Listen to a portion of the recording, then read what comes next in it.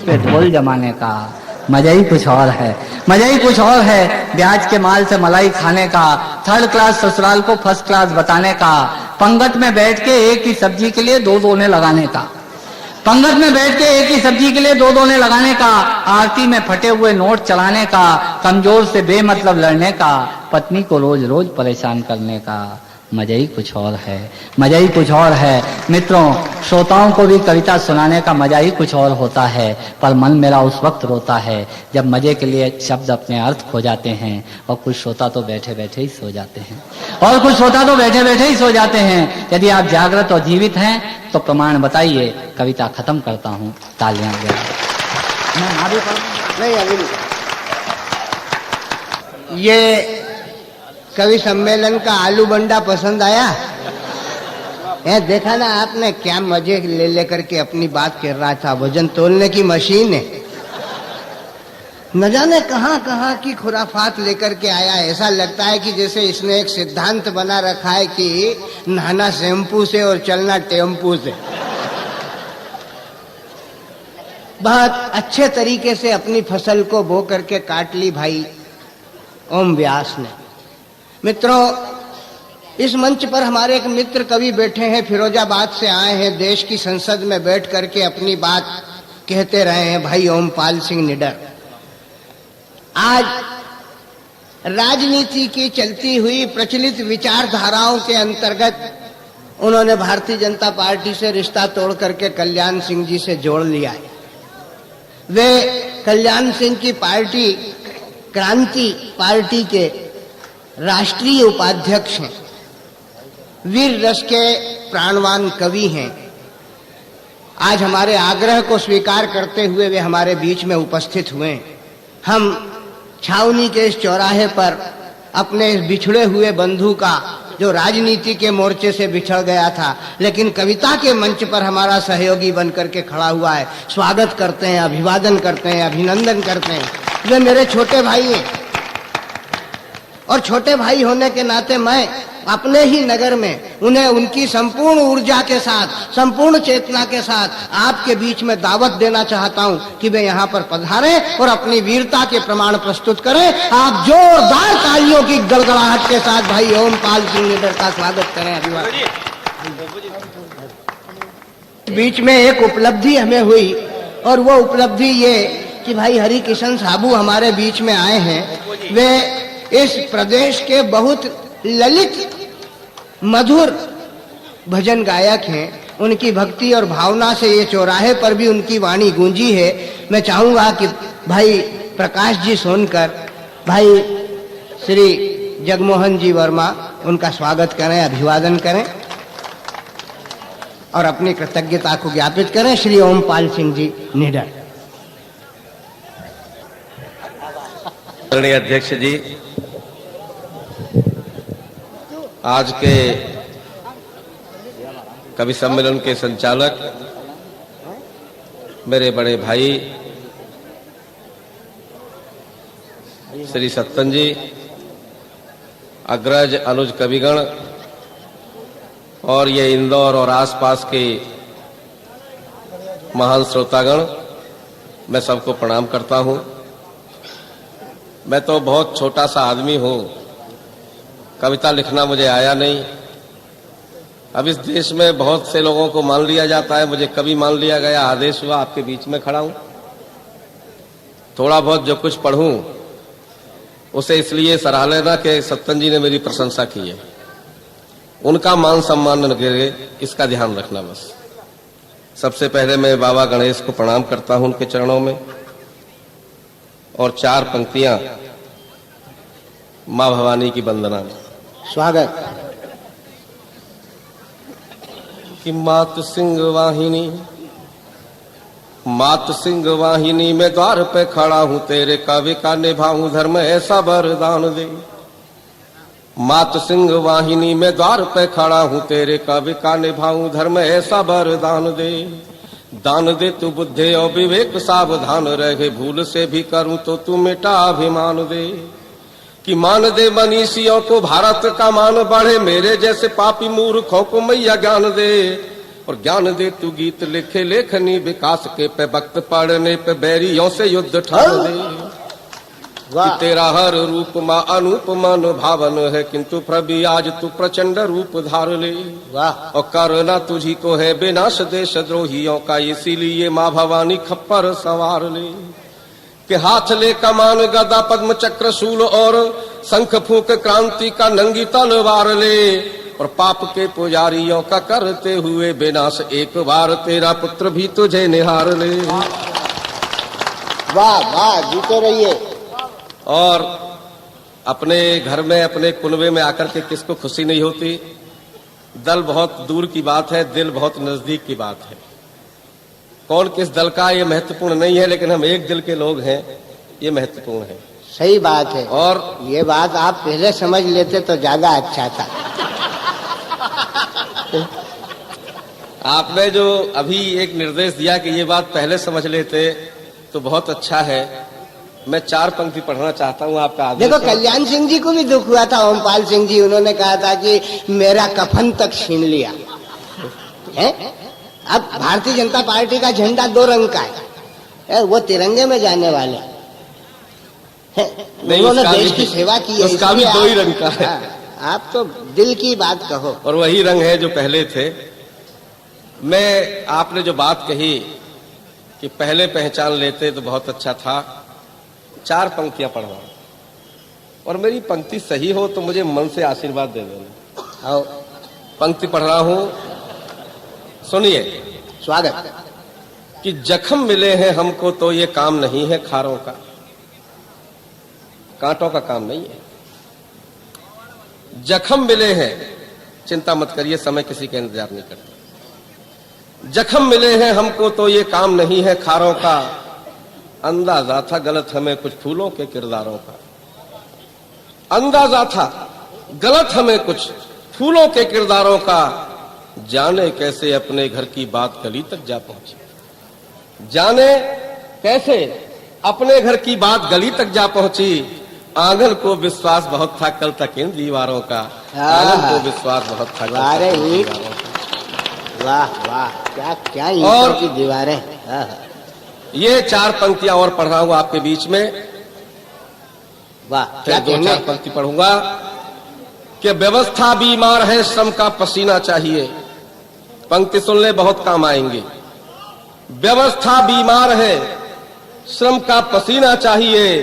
अरे जिस तरह से जी रहे हो नहीं जीना चाहिए। वाह वाह। व्यवस्था बीमार है, श्रम का पसीना चाहिए। जिस तरह से जी रहे हो नहीं जीना चाहिए। सत्य से विश्वास उठने लगा है अब आदमी का। अब किसी सुकरात को फिर जहर पीना चाहिए। अब किसी सुकरात को फिर जहर पीना चाहिए। व्यवस्था बीमार है, श्रम का पसीना चाहिए। और ये पंक्तियां पढ़ रहा हूं आपके श्री चरणों में कि कैसे करें आश, कैसे करें आश और कैसे करें विश्वास, खास खास एक भी तो काम है हुआ नहीं। पंक्ति सुन ले। आवाज नहीं आ रही है यूं। अरे वो बोल ही धीरे रहे हैं। अभी आवाज जरा भैया थोड़ी सी बढ़ाना तो इसकी। बस बस बस, अब आ रही है। अब उनका बल मिल गया, बढ़ जाएगी। कि कैसे करे आस और कैसे करे विश्वास, खास खास एक भी तो काम है हुआ नहीं। और दुष्टों को बुखार आने की तो बात बहुत दूर, किसी एक दुष्ट को जुकाम है हुआ नहीं। कि जरूरी जरूरतों की वस्तुओं के बढ़े दाम, अभी तक दामों में विराम है हुआ नहीं। पर दंगे और फसाद बढ़ते ही जा रहे हैं रोज, गद्दारों का कोई इंतजाम है हुआ नहीं।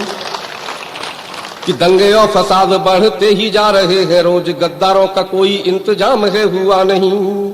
और स्वार्थ की बेड़ियों, मैं व्याख्या नहीं करता, कि स्वार्थ की बेड़ियों में बंधा जो समाज से भी, तुम ही बताओ क्या वह सेवा कर पाएगा। वाह। स्वार्थ की बेड़ियों में बंधा जो समाज से भी, तुम ही बताओ क्या वह सेवा कर पाएगा। और प्यारे यदि कुत्ता है जलेबियों का रखवाला, फिर भी सोचते हो वह जलेबी नहीं खाएगा। वाह वाह। कि प्यारे यदि कुत्ता है जलेबियों का रखवाला, फिर भी सोचते हो वह जलेबी नहीं खाएगा। कि सत्ता यदि स्वयं बेईमानों के सहारे पले, सत्ता यदि स्वयं बेईमानों के सहारे पले, मेहनती मनुष्यों को क्या न्याय मिल पाएगा। और मंत्रियों के बेटे झूठे और दलाल हो तो नहीं 100 साल भी समाजवाद आएगा। कि मंत्रियों के बेटे झूठे और दलाल हो तो नहीं 100 साल भी समाजवाद आएगा। और एक बहुत छोटी सी बात आपके बीच में कह रहा हूं कि जब तक विभागीय सचिवों को यारो देखो मालूम मुफ्त का लेने में शर्म नहीं आएगी। विभागीय सचिव को अंग्रेजी में डिपार्टमेंट सेक्रेटरी कहते हैं, जो मिनिस्टर से नीचे होता है। हिंदी की बात अंग्रेजी में समझानी पड़ती है, ये देश का दुर्भाग्य 50 साल का। इसलिए बोल रहा हूं मैं इसको कि जब तक विभागीय सचिवों को यारो देखो मालूम मुफ्त का लेने में शर्म नहीं आएगी। और जब तक हम सब बिकते रहेंगे यहाँ कोतवाली की दलाली नहीं रुक पाएगी। और ये पंक्ति आशीर्वाद चाहिए कि जब तक अधिकारियों की बीवियों की प्यारे दिन पर दिन मांग बढ़ती ही जाएगी। और तब तक देश के विकास की तो बात दूर, कोई भी प्रकाश की किरण नहीं आएगी। कि तब तक देश के विकास की तो बात दूर, कोई भी प्रकाश की किरण नहीं आएगी। और बहुत छोटी सी बात कह रहा हूं आपके सामने कि बंगलों के बासी यहां झोपड़ी की बात कहें।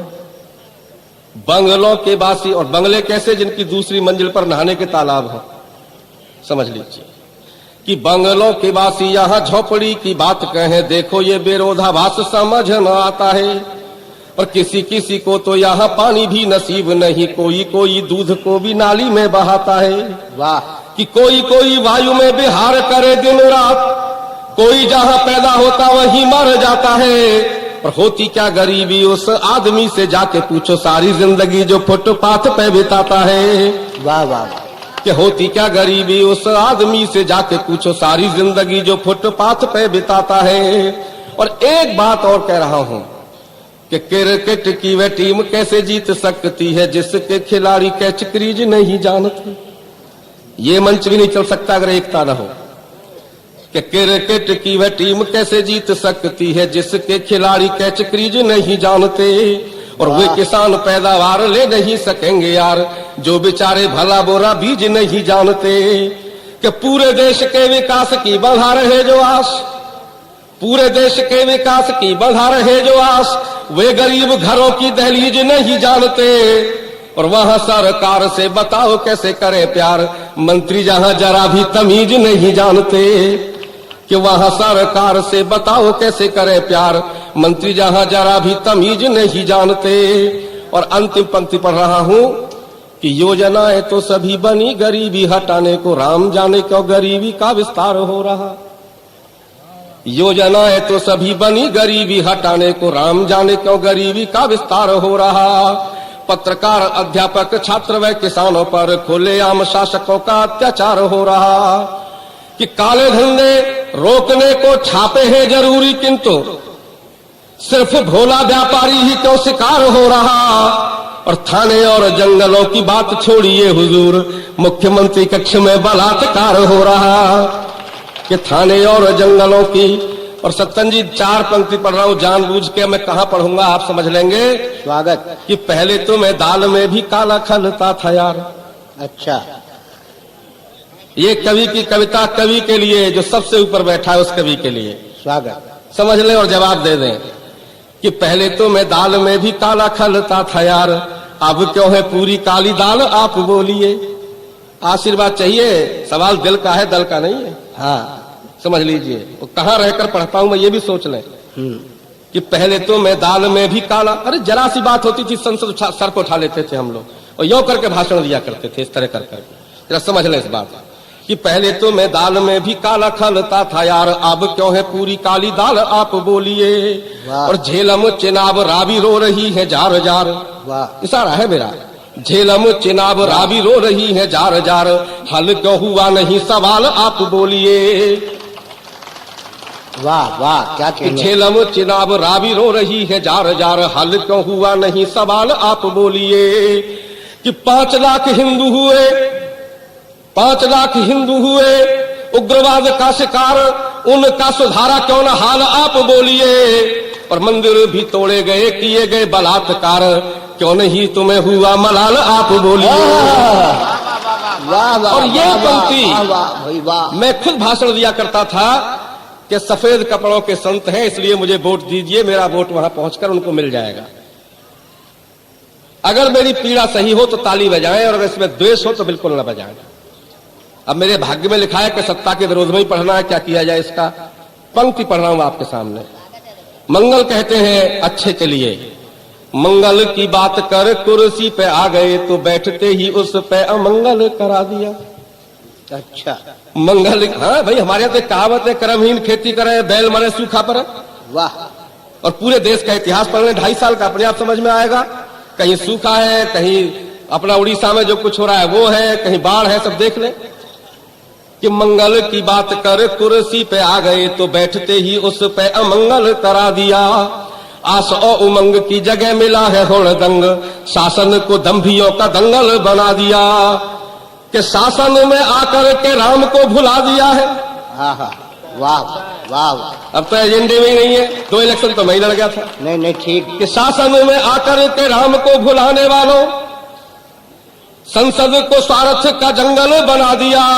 और राजनीति माचिस है, मंत्री जीती लिया है, भारत को बीड़ियों का बंडल बना दिया। जय श्री राम, भारत माता की जय। वाह। दो रंगा कफन ओढ़ने की दिली इच्छा तुम्हें, दुरंगा कफन ओढ़। कल्याण सिंह जी के लिए कह रहा हूं ये पंक्तियां, आदरणीय भाई, छोटे भाई ओमपाल सिंह को, कि दोरंगा कफन ओढ़ने की दिली इच्छा तुम्हें ओढ़ना ही है तो ओढ़ो तिरंगा कल्याण जी। श्रेय प्रेय की जो राजनीति आप करते रहे उस वक्त दूसरों का क्यों ना आया ध्यान जी। राम जन्मभूमि के विवाद में बने थे हीरो, खुद को ही समझ लिया था हनुमान जी। राम जन्मभूमि के विवाद में बने थे हीरो, खुद को ही समझ लिया था हनुमान जी। राम जब खुद ही सिंहासन पे बैठ गए तो तुमको तो बनना पड़ेगा दरबान जी।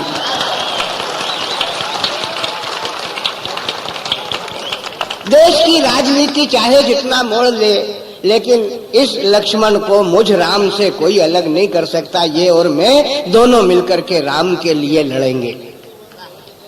ये जय सिया राम। ये इस भावना को लेकर के भाई ओमपाल सिंह निडर हम पे छींटा कस रहे हैं। बरसात के दिन होते आदमी चलता और चप्पल को जोर से पटक दे तो ही छींटे लग जाते हैं। राजनीति अपना तेवर लेकर के अपनी तरह से आती है। भाई ओमपाल सिंह जी ने अपनी बात आपके बीच में रखी। मैं हास्य के एक और कवि को आपके बीच में बुलाना चाहता हूं, और वो बंबई से हमारे बीच में आए। डॉक्टर श्याम ज्वालामुखी डॉक्टर हैं, मरीज आते हैं, मरीजों को दवा देते हैं और इनको ही नहीं मालूम पड़ता कि वो मरीज कहाँ चले जाते हैं। भाई श्याम ज्वालामुखी की बातें उसी तरीके की हैं जो वक्ता की बात में बात बात में बात, जो केरा के पात में पात पात में पात। वो बहुत ही सलीके से अपनी बात कहते हैं, व्यंग की विधा में चिंतन के साथ जीते हुए अपनी बात कहते हैं। मैं बंबई के उस कवि को आपके बीच में दावत देता हूं, आप जोरदार तालियां बजा करके उनका स्वागत करें। श्री श्याम ज्वालामुखी। परम आदरणीय सत्तन जी,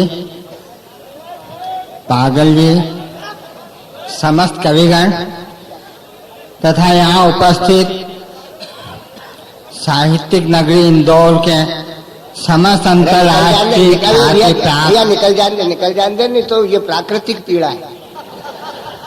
अरे निकलना है, जल्दी निकलो, इतना टाइम तो बच्चा भी नहीं लगाता। तथा समस्त अंतर्राष्ट्रीय ख्याति प्राप्त मानसिक रूप से बालिग श्रोताओं, मैं आपके सन्मुख अवतरित हो गया हूँ। जब तक आप सहन करेंगे अंतर ध्यान नहीं होगा। सबसे पहले तो मैं ये बता दूं, ये चूंकि गणेशोत्सव पर कवि सम्मेलन है, ऐतिहासिक है। अब 2 साल पहले गणेश जी ने दूध पिया था, तो मैंने गणेश जी से पूछ लिया कि आपने दूध पिया पर चम्मच से क्यों पिया, डायरेक्ट सूंड से ही पी लेते। तो ये बोले कि ज्वालामुखी बड़े आदमी किसी से भी कुछ लेते हैं तो वे चमचों के द्वारा ही लेते। तो एक मीडिया होता है। अब चूंकि अभी वीर और नीरज जी ने बहुत अच्छी रचना सुनाई। एक तो ये बड़ा अजीब बात है कि पाकिस्तान को चैलेंज दे देते हैं, कश्मीर तुम्हारे अब्बा की जागीर नहीं है। अब मैं कहता हूँ कश्मीर पाकिस्तान के अब्बा की जागीर है, क्योंकि पाकिस्तान का अब्बा हिंदुस्तान है।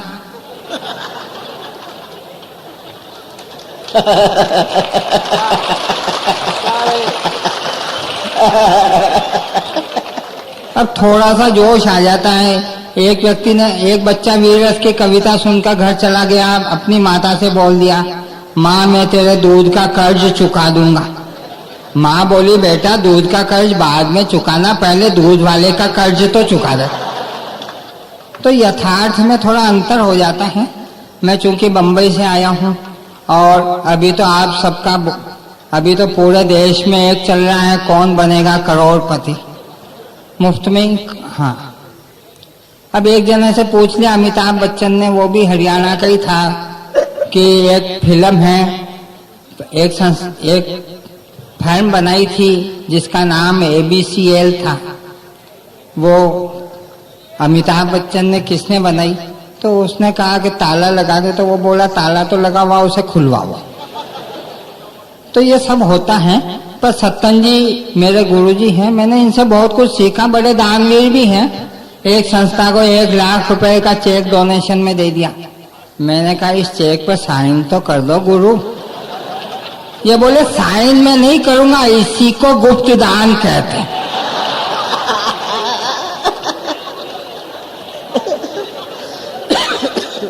और वो चेक भी करार बैंक का। तो मैं जान गया ये बहुत। और एक घटना तो अभी घट गई। जर्मनी में जमीन की खुदाई हुई, तांबे के तार निकले, तो जर्मन के वैज्ञानिकों ने घोषणा कर दी कि लगता है टेलीफोन का आविष्कार जर्मनी में हुआ, इसीलिए तांबे के तार निकले। इंदौर में नालियां खोदी गई, कुछ नहीं निकला, तांबे के तार भी नहीं निकले। तो सत्तन जी ने बंबई में आकर घोषणा कर दी कि वायरलेस का आविष्कार इंदौर में ही हुआ।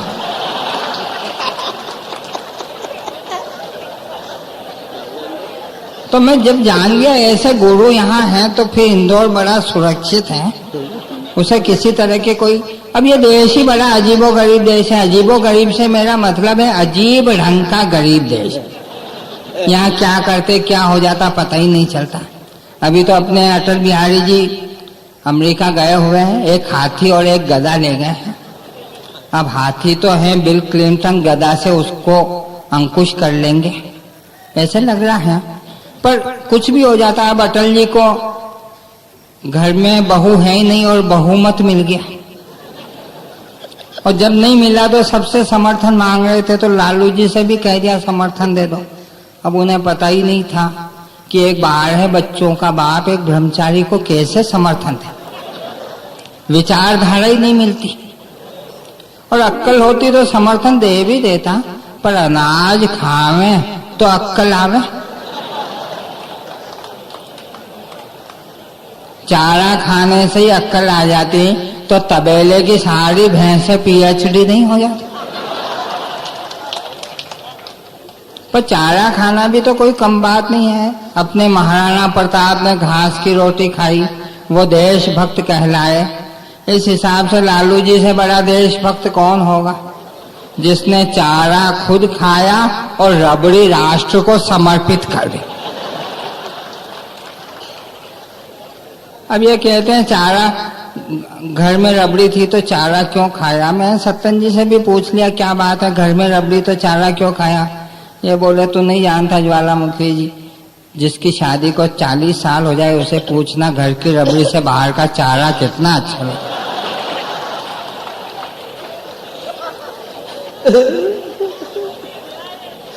पर लालू जी हैं ब्रिलियंट। उन्होंने सीताराम केसरी जी से कहा मुझे समर्थन दो, मैं भी PM बनूं।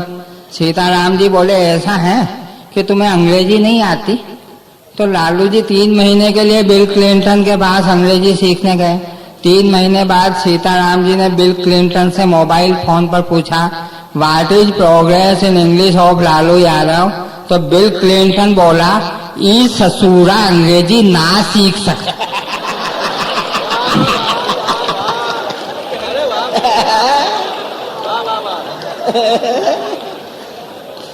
तो इस देश में कुछ भी हो जाता, और मध्य प्रदेश में तो वो भी हो जाता जो देश में नहीं हो पाता। अब 16 साल पहले भोपाल में गैस लीकेज हुई थी, अमेरिकी कारखाने से हुई थी। और ये जरूरी नहीं कि केवल कारखाने गैस लीकेज करते हो।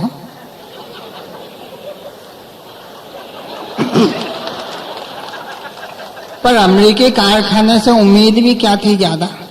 भोपाल, उनको अभी तक मुआवजा नहीं मिला। भोपाल गैस लीकेज के शहीदों की शहादत का फैसला अभी तक नहीं हुआ और सरकार अभी तक निश्चिंत है, क्योंकि भगवान श्री कृष्ण ने गीता जी में साफ कहा है, हे अर्जुन सिंह, उस टाइम मुख्यमंत्री वही थे, हे अर्जुन सिंह, मरने वालों की तू चिंता मत कर, इसी में तेरा हित है। मारने वाला तो सबको मैं हूं, तू तो निमित्त है। और अभी तो एक और घटना हो गई। एक कोई शहबानो बेगम है जो वो एमपी बनकर वो विधानसभा में चुनकर आ गई। तो हाँ, शबनम मौसी, भगवान रामचंद्र जी जब वनवास गए थे तो उनको कई अयोध्यावासी छोड़ने गए थे। उन्होंने कहा था, जब केवट की नाव में बैठे तब उन सबसे कहा था, सब नर नारी अपने घर चले जाओ। जब 14 वर्ष बाद वापस आके देखा तो कुछ खड़े थे व्यक्ति, तो कहा, अभी तक तुम घर नहीं गए? तो बोला, आपने कहा था नर और नारी घर चले जाओ, हम न नर में है न नारी में। तो भगवान राम ने कहा, जाओ, कलयुग में तुम्हारा ही राज आएगा। तो उसका फल अब दिखने लग गया है। तो उस पे 2-4 पंक्तियां। मध्य प्रदेश विधानसभा में एक छक्का निर्वाचित होकर आया। आते ही उसका मन हर्षाया। उसने अपना मुंह खोला और सभापति महोदय को संबोधित करते हुए बोला, तू मेरा शाहरुख खान, मैं तेरी उमराव जान, मैं महान, मेरा भारत महान। फिर सभा के सभी सदस्यों की ओर उंगली घुमाते हुए कहा, नकली छक्कों से सावधान।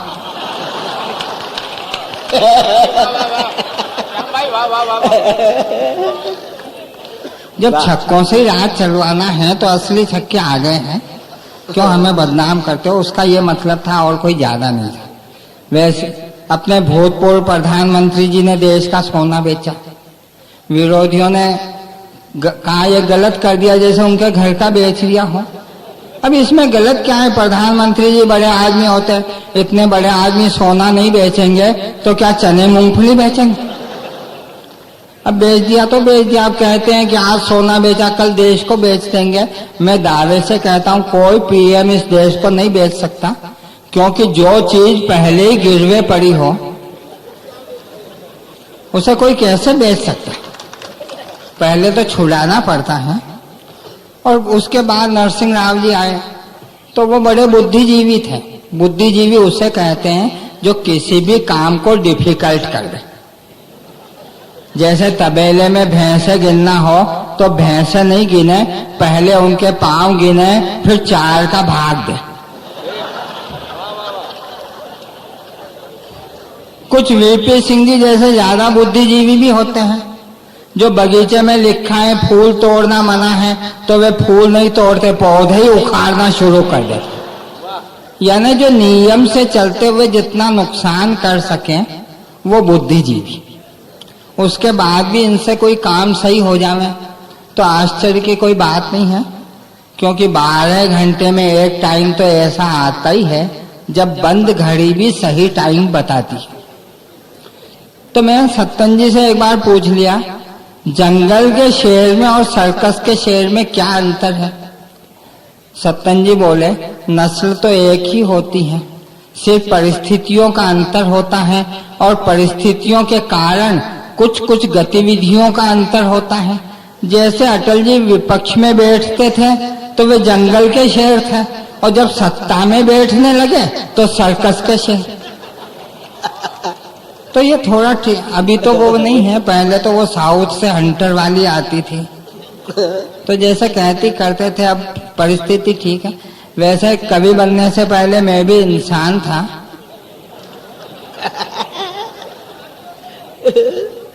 अब ये पूछे अब क्या हो, अब तो देवता। अभी से पहले कन्या 16 सोमवार करती हैं। शिव जी प्रसन्न होते हैं, कहते हैं कोई भी 3 वर मांग लो। समझदार कन्या कहते हैं भगवान 3 वर का मैं क्या करूंगी, ढंग का हो तो 1 वर ही बहुत। तो मैं तो ढंग का निकल गया।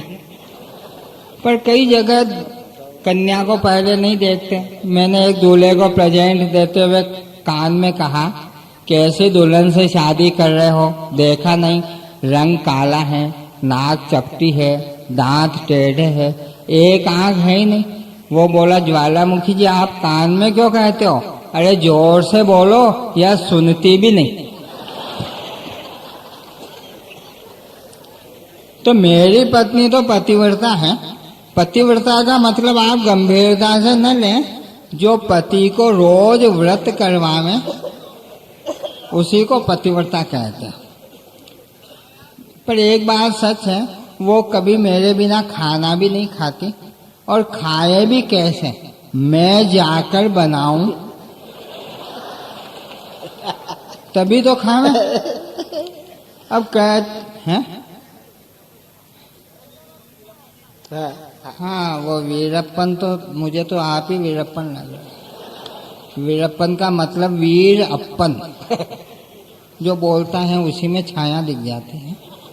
अब वो तो चंदन वो है, वो मैं धीरे धीरे बताऊंगा। अब शादी की बात बता रहा हूँ। मैं तो शादी करके दुखी हो गया, शादी नहीं करता तो बहुत सुखी होता।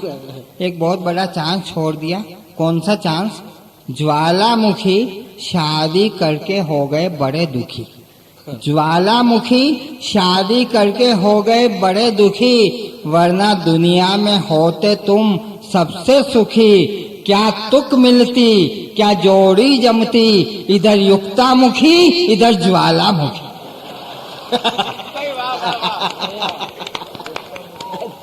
पर अब कर ली तो कर ली। पर ये बात है, मेरी पत्नी पतिव्रता है। अब वो कहती है मुझे कार में बिठाओ। पत्नी की आदत होती है कि पत्नी को कार में बिठाओ तो बस में आती है, बस में बिठाओ तो बस में नहीं आती।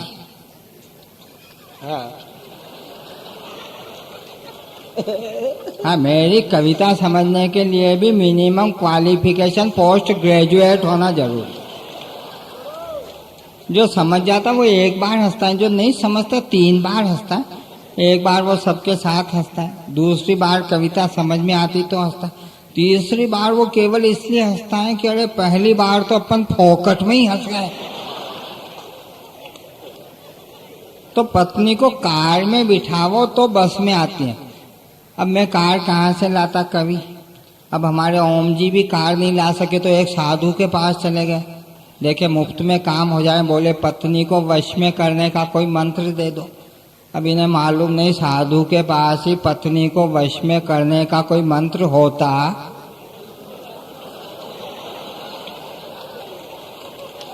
चलो अब समझिए, एडवांस कॉन्ग्रेचुलेशन। तो पत्नी को कार में बिठाओ तो बस में आती हैं, और कार बड़ी महंगी है। और हमारे बम्बई में तो पूरे देश दुनिया से ज़्यादा महंगाई है। वहाँ तो एक सुपारी 5 लाख रुपए की मिलती है। और कुछ महंगाई टीवी के विज्ञापनों से बढ़ गई, जबकि विज्ञापन सब असत्य होते हैं। सारा पैसा तो विज्ञापन में लगा दिया, मटेरियल में क्या लगा। अब एक सच्चा विज्ञापन आ गया। मिलिंद सोमन और मधु सप्रे ने जूतों का विज्ञापन किया, तो उन पर मुकदमा चला दिया कि इनके कपड़े कहाँ चले गए।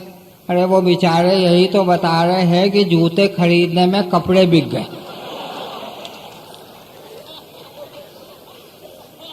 विज्ञापन आया, बजट से कपड़े साफ होते हैं। बजट से मेरा पूरा घर साफ हो गया, कपड़े साफ नहीं हुए। निरमा से दाग मिटते हैं, मेरी बनियान पर तो निरमा का दाग लग गया, वो नहीं मिटा।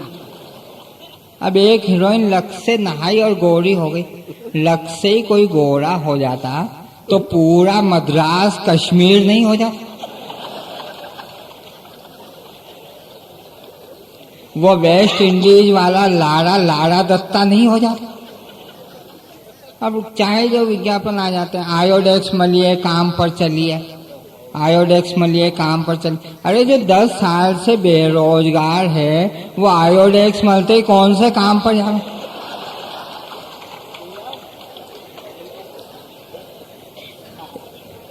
एचएमटी सही टाइम बताती हैं, एचएमटी सही टाइम बताती है। अरे जिसका जिंदगी में कभी सही टाइम नहीं आया उसे घड़ी क्या सही टाइम बता?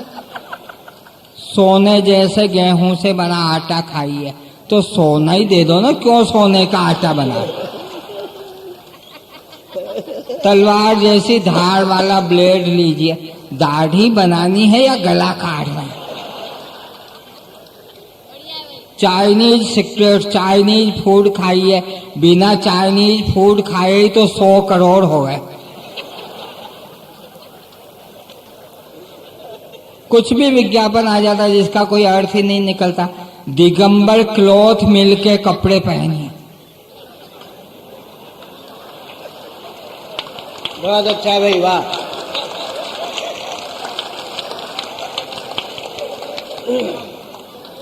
बहुत अच्छा है। फिर भी हाँ बैठ जाओ बेटा, ये जहाँ खड़ा है वहीं बैठा दो। हाँ। फिर भी पत्नी का मैं ध्यान रखता हूँ, क्योंकि पति और पत्नी मिलकर दंपति बनते हैं, और दंपति तभी तक रह सकते हैं जब तक पति में दम हो। अब यहाँ तो हाँ जो भी इधर उधर ठीक है। अरे मूंगफली बेच रहे हैं, हाँ मूंगफली तुम्हें दुआ दे रहे हैं कि तुम्हारे माध्यम से उनकी तो बिक गई है, इसलिए उनकी फिक्र मत करो, धंधा भी चलने दो, तुम भी चलते रहो। अब दुआ ही देते तो कोई काजू किशमिश वाला देता रहा। हाँ होएगा, किस्मत में मूंगफली वाला। अब पत्नी को शिकायत रहती है। मैंने उसे कहा कि एक बड़ी खुशी की बात है कि मैंने 50,000 रुपए का बीमा करा लिया है। वो बोले मुझे तो सच्ची खुशी तब होगी जब रुपये हाथ में आए।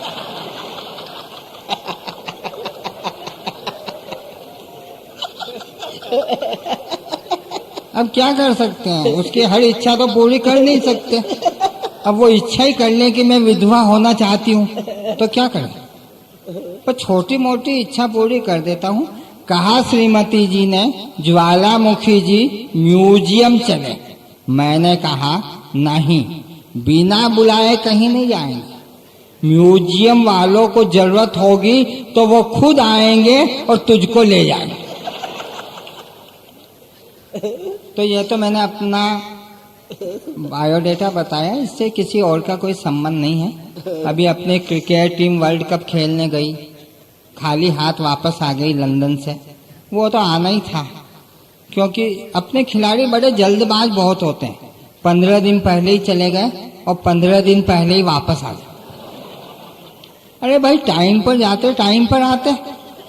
और दूसरी गलती उन्होंने ये कर दी कि मुझे नहीं ले गए, जबकि मैं क्रिकेट में इतना समझता हूँ जितना कपिल देव कविता में समझता। अपनी कॉलेज लाइफ में मैं क्रिकेट का कप्तान था। मैंने 3 रन बनाए थे, और कप्तान इसलिए था कि अन्य खिलाड़ी 1 रन भी नहीं बना सका। मैं कभी रन आउट नहीं हुआ, रन के लिए दौड़ता तो रन आउट होता। कभी कैच आउट नहीं हुआ, चौका छक्का मारता तो कैच आउट होता। जो 9 बाल और वाइड बाल से बने वही 3 रन थे। बहुत अच्छा। मैं ऐसे 300 रन बनाता, वर्ल्ड कप ले जाता। अब एक सरदार जी मुझे बोले सचिन सेंचुरी मारेगा। मैंने कहा अभी फॉर्म में नहीं है। कि मैं नहीं मारेगा। 1000 रुपए की शर्त लगा ली। सचिन 85 पर आउट हो गया। सरदार जी 1000 रुपए हार गए, चले गए। दूसरे दिन फिर आए, बोले सचिन सेंचुरी मारेगा। मैंने कहा आज तो वेस्ट इंडीज और साउथ अफ्रीका का मैच है। कि मैं नहीं, उसे खिलाओ, मारेगा।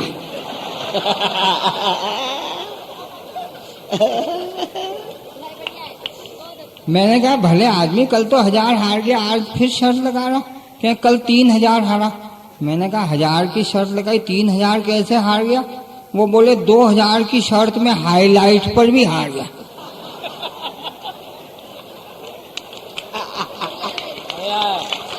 वाह भाई वाह वाह वाह।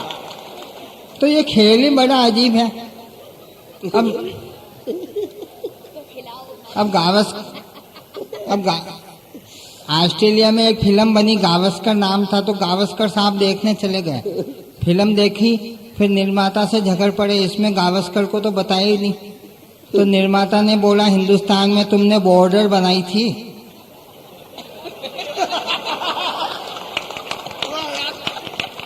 उसमें हमारे बॉर्डर को कहाँ बताया।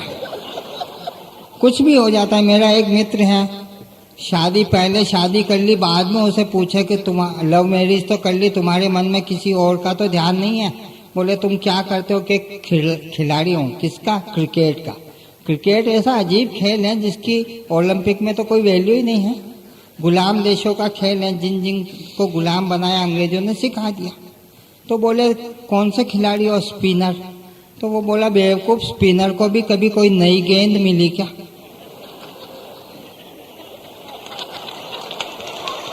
बहुत अच्छा है। तो अब जब वर्ल्ड कप खेल के आ गए खिलाड़ी, तो ऐसे बूढ़े हार कर आए, 15 दिन तक घर में रहे, निकले ही नहीं। अब सचिन की मिसेज बोली, आज मुझे ड्यूटी जाना है, नौकर छुट्टी पर है, सब्जी तुम ले आओ। सचिन ने कहा कोई पहचान लेगा, ठीक नहीं लगेगा। नकली दाढ़ी लगाई, पगड़ी पहन ली, शेरवानी पहन ली, नाम रख लिया हरजीत सिंह। रूप बदलने के लिए यही एक इलाज है। जब सब्जी ले रहा था, इतने में एक छक्का तालियां बजाते बजाते आया। बोला हाय सचिन, तू कहाँ था? तुझे देखे बिना बहुत टाइम हो गया, मन नहीं लगा। सचिन ने कहा मैं सचिन हूँ, नहीं हूँ, सरदार हरजीत सिंह हूँ। नहीं तू सचिन है, मैं पहचान गया। सचिन उसे एक तरफ ले गया, बोला भले आदमी पहचान गया तो पहचान गया, क्यों मार्केट में इंसल्ट कराता है? ये तो बता पहचाना कैसे? वो बोला मैं नहीं पहचानूंगा तो कौन पहचानेगा? तू सचिन, में अजरुद्दीन।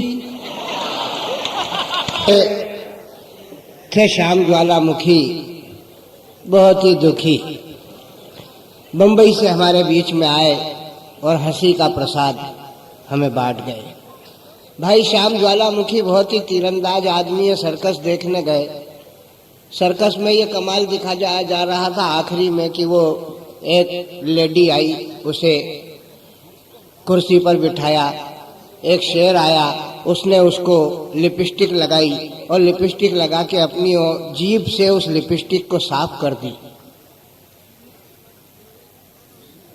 सर्कस के मैनेजर ने कहा कि कोई इस तरीके का करतब दिखाने का अगर साहस कर सकता है तो वो आ सकता है, हम उसका खुली दावत देते हैं। भाई श्याम ज्वालामुखी वहां पहुंच गए। हमने कहा कि आप बैठो इस कुर्सी पे, तो ये झट बोले कि मैं कुर्सी पे नहीं बैठूंगा, मैं तो शेर वाला काम बताऊंगा। बात को अपने तरीके से कहने का दम उनके पास सुरक्षित है। एक और व्यंग की विधा को लेकर के अपनी बात कहने वाला महाराष्ट्र से हमारे बीच में कवि आया है। कुछ राजस्थान के पीस भी रखें। राजस्थान तो राजस्थान है, उसमें विकलांगों की कीमत है। हमारे बीच में भाई बंकट बिहारी लाल पागल बैठे हुए हैं, वो देश के बड़े नामचीन कवियों में से एक हैं। उनके साथ उनका एक शिष्य है वेद प्रकाश दाधीच। हास्य के इस वातावरण को और उसी वातावरण में ले जाने का दायित्व मैं उस पर देना चाहता हूँ।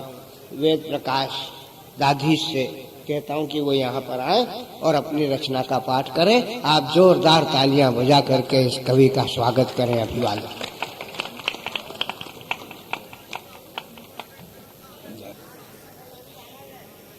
ये बहुत बड़ा पागल है। अगर पागल नहीं होता तो पागल का चेला बनता क्या?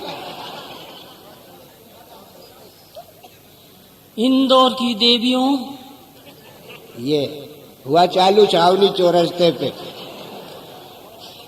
देवताओं और सरदार जी,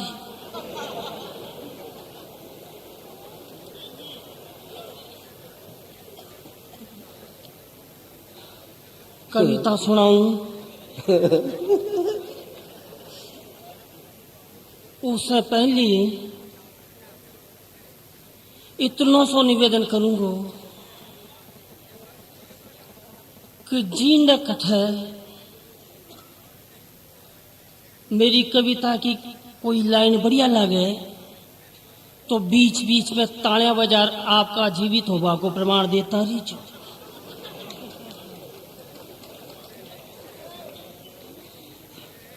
कि एक मंदिर में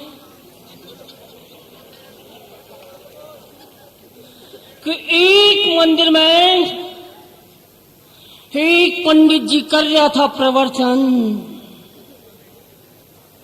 और कह रहा था कि बढ़िया काम करो ओ भक्त जन, मेरो वायदो है कि जो मोटियार बढ़िया कर्म करोगो उन्हें स्वर्ग में सुंदर सुंदर अप्सरा मिलेगी।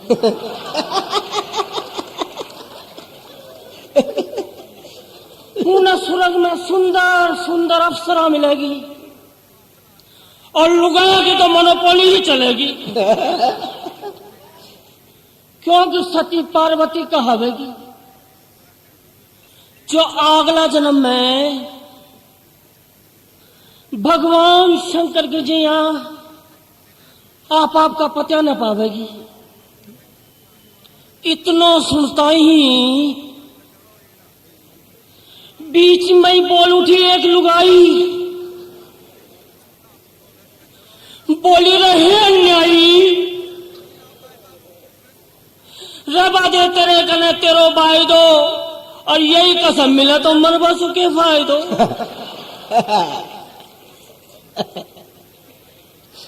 एक और छोटी सी बात, आगे जाके मोटी तो नहीं हो जाएगी? देखो छोटी से ही मोटी हो है।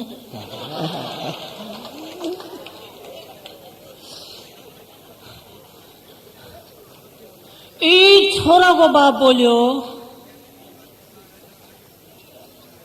कि मेरो छोरो हीरो है, हीरो अंगूठी वालो, मेरो छोरो हीरो है। बिकताई कोई सुंदर सुयोग्य पढ़ी लिखी लड़की बताओ, और दहेज में कलर टीवी, वीसीआर, कार और कम से कम 10 लाख रुपया नकद दिलाओ। मैं बोले हैं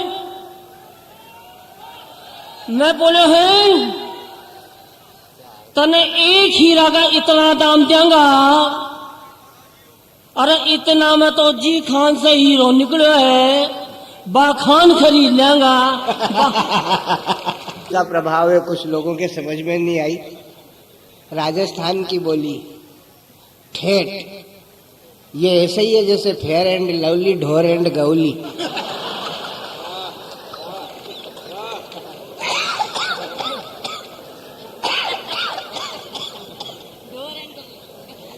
ये वातावरण में बहुत सारे लोग जो हैं पीड़ित हैं, बहुत देर से बैठे हुए थे, उठ करके जा रहे हैं, लेकिन इस कवि सम्मेलन का क्रीम जो आपके बीच में, मैं उसे आपके बीच में परसना चाहता हूं। ये हास्य और व्यंग से सराबोर महफिल जिसे आप आनंद के क्षणों में जी रहे हैं, एक और व्यंग के कवि के दरवाजे पर दस्तक देते हुए वीर रस की चौखट पर अपना सर पटकेगी। मैं आपके बीच में जिस कवि को बुलाना चाहता हूं उसका अंदाजे बयां, उसका तेवर देख करके आपको ऐसा लगेगा कि व्यंग की विधा को सलीके से भी जिया जा सकता है, बिना किसी सूरता के। मैं भाई किरण जोशी को, जो अमरावती से हमारे बीच में पधारे हैं, दावत देता हूं कि वे आए और इस वातावरण को अपने स्वरों से भरें।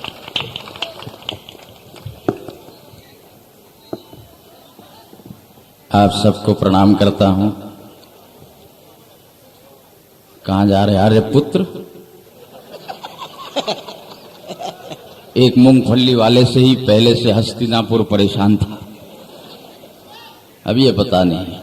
इस देश की सबसे बड़ी समस्या ये है, आदमी आता कहां से है और जाता कहां है पता ही नहीं चलता।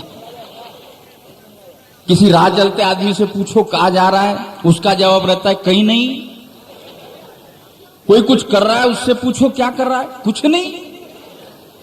और कोई बैठा है, उससे पूछो क्यों बैठा, यूं ही। ये देश की सबसे बड़ी समस्या है। आदमी आता कहां है, जाता कहां है। वो मूंगफली वाले को इतना मना किया, बेच ही रहा है। एक मूंगफली वाले की समस्या अपन नहीं सुलझा सकते, वो पाकिस्तान की समस्या क्या सुलझाएंगे। यहां जाके ये करेंगे, वहां जाके वो करेंगे। किसी ने मुझसे कहा, बोले मध्य प्रदेश पे क्या कविता हो सकती है। मैंने कहा, मैं महाराष्ट्र से जब भी मध्य प्रदेश आता हूं 2 लाइन की कविता हो सकती है। मध्य प्रदेश सीमा प्रारंभ, सड़क समाप्त।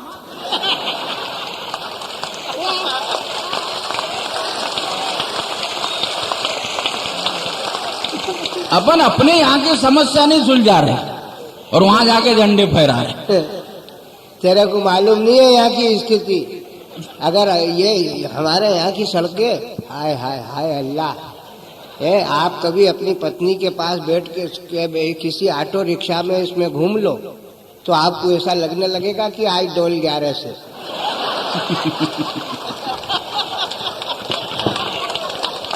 हाँ, ऐसी इंदौर की शानदार सड़कें जिसको देख के आपको अनुभव हो जाए कि आप डोल 11 से, और आप पति पत्नी नहीं, राधा कृष्ण की जोड़ी है जो आपका डोल अब वहां से निकल करके हरसिद्धि जा रही है। और अब जब वो डोल चला, वो 3 पांव के रिक्शे पर बैठ करके जब वो राधा कृष्ण का डोल चला और वो रिक्शा चालक जो चतुर चालक था उस रिक्शे को लेकर के चला, तो देखो आप, कभी राधा जी कन्हैया जी पे गिर रही हैं, कभी कन्हैया जी राधा जी पे गिर रहे हैं, मुरलिया सटक गई है, पल्लो लटक गए।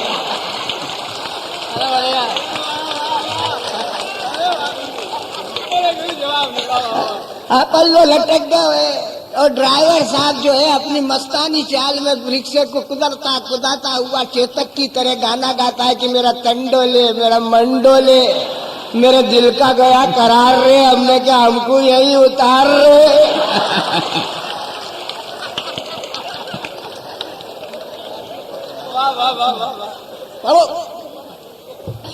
ये मोटा दाना मोटा स्वाद है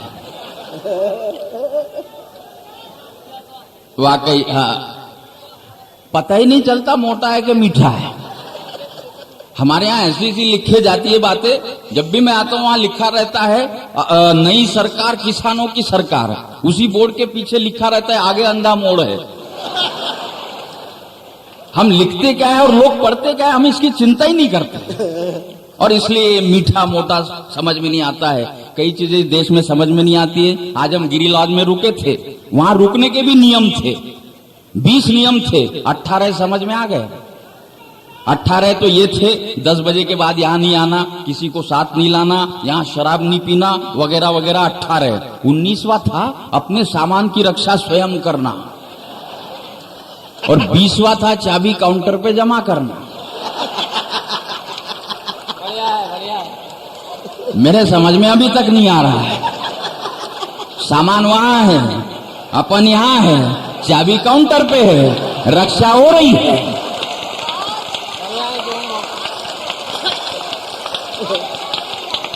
इस देश की रक्षा का यही तरीका है। अब यहाँ वेद प्रकाश दादी पढ़ रहे थे, कई बार राजस्थानी भाषा समझ में नहीं आती है, महाराष्ट्र से हम आते मराठी समझ में नहीं आती है। एक बार मैं मद्रास गया था, एक संयोजक मेरे पास आया, बोले साहब ये बाकी कवि तो हिंदी के हैं, एक संस्कृत का है। मैंने कहा मुझे क्या करना पड़ेगा? बोले वो संस्कृत में कविता पढ़ेगा, आपको उसका हिंदी ट्रांसलेशन करके बताना पड़ेगा। मैं उसको पीछे ले गया, मैंने कहा ये बताओ सामने जो बैठे उन्हें संस्कृत आती क्या? बोले नहीं आती। मैंने कहा फिर तो बता देंगे। सामने वालों को नहीं आती, अपनों काहे का डर था? सामने भी वैसे, अपन भी वैसे।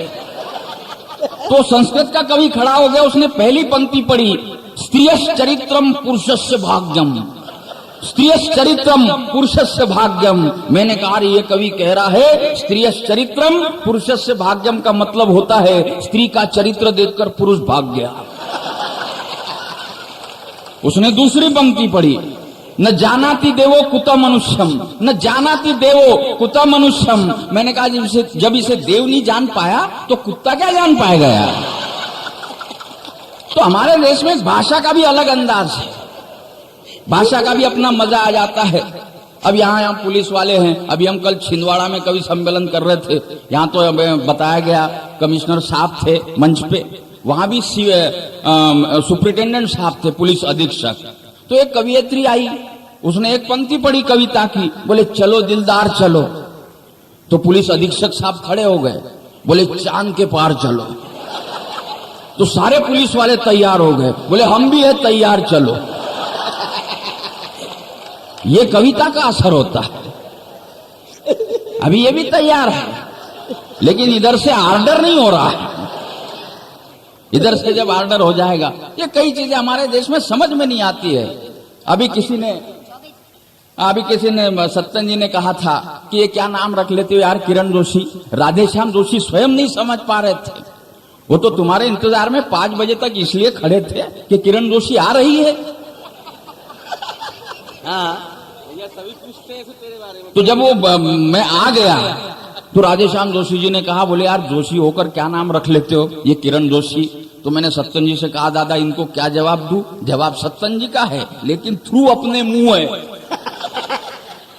तो सत्यन जी ने कहा, बोले ऐसा है, नाम में क्या रखा है? मुझे याद है एक जगह 3 लोग बैठे थे, दुबे, त्रिवेदी और चतुर्वेदी। तो त्रिवेदी और चतुर्वेदी ने दुबे से पूछा, यार बोले तुम दुबे क्यों?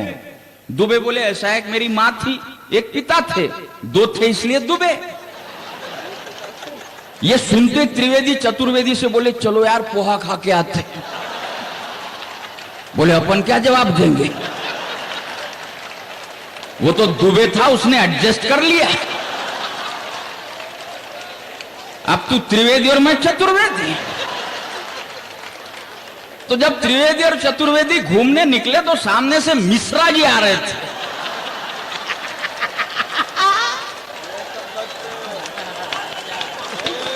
एक बार बजा दो अपने भी लिए।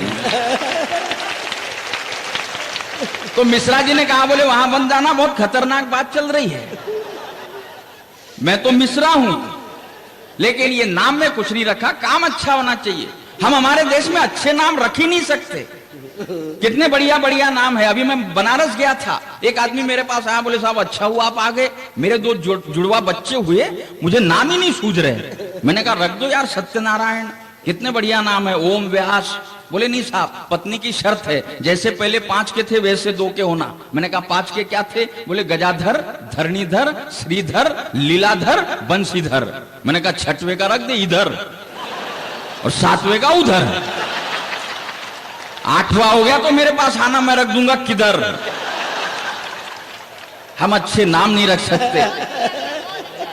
पुराने जमाने में फिल्मों के नाम कितने प्यारे होते थे, जीते रहो भैया, वाह वाह। बहुत अच्छे अच्छे नाम होते थे। गीत गाया पत्थरों ने, दिल दिया दर्द लिया, सरस्वती चंद्र, दिल अपना प्रीत पराई, इतने बढ़िया बढ़िया नाम। और आजकल जीन्स, पैंट, कुर्ता, चुड़ैल नंबर 1, चांडाल नंबर 2, हम नंबर देने लगे। अब नाम खत्म हो गए तो नंबर देने लगे। ये हमारे देश का दुर्भाग्य है। अभी बंबई गया था, एक प्रोड्यूसर मेरे पास आया, बोले साहब मेरी 3री फिल्म का नाम रख दो। मैंने कहा 3री का क्यों? बोले 2 के हम नहीं रख लिए।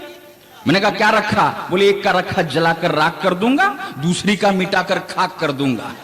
मैंने कहा 3री का रख दे, चीर कर फाक कर दूंगा। ये हमारे देश के अंदर की समस्या है। किन किन समस्याओं से हम उलझे। पाकिस्तान इतना बड़ा मामला है ही नहीं। पाकिस्तान के लिए मैं इसलिए कविता नहीं करता कि पाकिस्तान में समझ में नहीं आया आज तक अपने को। पाकिस्तान से इतना क्यों घबराते अपन लोग? उसकी जितनी आबादी है, जितनी पॉपुलेशन है, उतने लोग तो हमेशा हमारे यहां सेंट्रल जेल में पड़े रहते फालतू में। उनसे कह देंगे बाहर आ जाओ, तुम्हारी सजा माफ। तो सुनील शेट्टी की अध्यक्षता में वो निपट जावे। इतना डरने की जरूरत नहीं। डरना है तो उससे डरो जिसके सामने 2-2 सरकारें हमारे घुटने टेक रही है, उस वीरप्पन से डरो। दो पंक्तियां आज इस इंदौर के भव्य जनता की ओर से मैं दे रहा हूं वीरप्पन को कि वीरप्पन, वीरप्पन तेरी मूंछों का बल मेरे दिमाग में भी चढ़ा होता। हे वीरप्पन, तेरी मूंछों का बल मेरे दिमाग में भी चढ़ा होता। अरे तू दो टके के उस कर